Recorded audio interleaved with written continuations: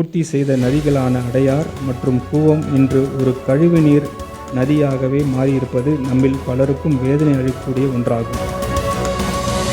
கூவம் மற்றும் அடையார் ஆறுகள் இதன் இயல்பு நிலைக்கு கொண்டு வர நமது மாண்புமிகு முதலமைச்சர் அவர்களின் தலைமையிலான அரசு கடுமையாக பாடுபடும். சியோல் நகரத்தின் ஷெங்ஜியான் நதி, சிங்கப்பூர் நகரத்தின் கலாங் நதி போன்றவை நதிகள் மறுசீரமைப்பின் மூலம் அந்நகரங்களின் உலகளவில் பேசப்படும் அடையாளமாக மாறிவிட்டன. கூவம் மற்றும் அடையார் ஆறுகளில் பொதுமக்கள் படகு சவாரி செய்வதும் குழந்தைகள் ஆனந்த குழியில் ஈடுபடுவதையும் அனைத்து வயதினரும்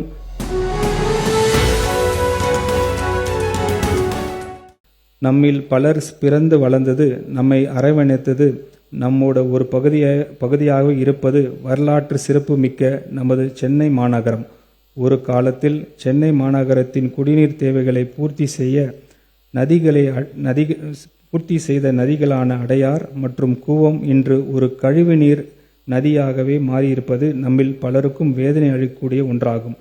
தமிழ்நாட்டினை இதற்கு முன் மாறி ஆண்ட அரசுகள் அடையாறு மற்றும் கூவம் ஆறுகளை சுத்தப்படுத்துவதும் அழகுபடுத்துவதும் பல 100 கோடி ரூபாய் மக்கள் வரி பணத்தை வாரி இறைத்தும் ஆறுகளின் தன்மையில் பெரிய மாற்றம் ஒன்று ஏற்படவில்லை.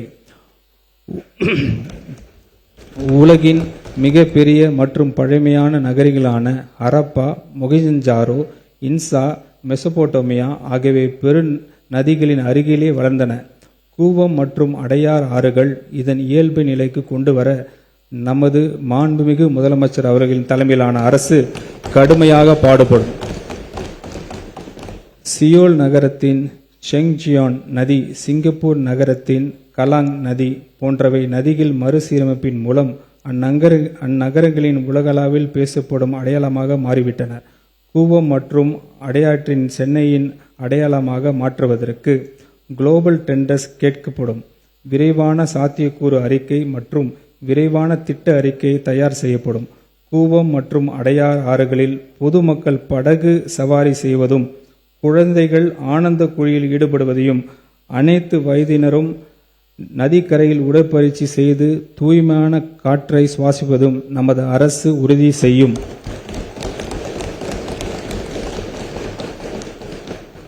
இந்த திருத்த வரவு செலவு திட்ட மதிப்பீடுகள் நகராட்சி நிர்வாகம் மற்றும் குடிநீர் வழங்கல் துறைக்கு 29,863 கோடி ரூபாய் ஒதுக்கீடு செய்யப்படுகிறது.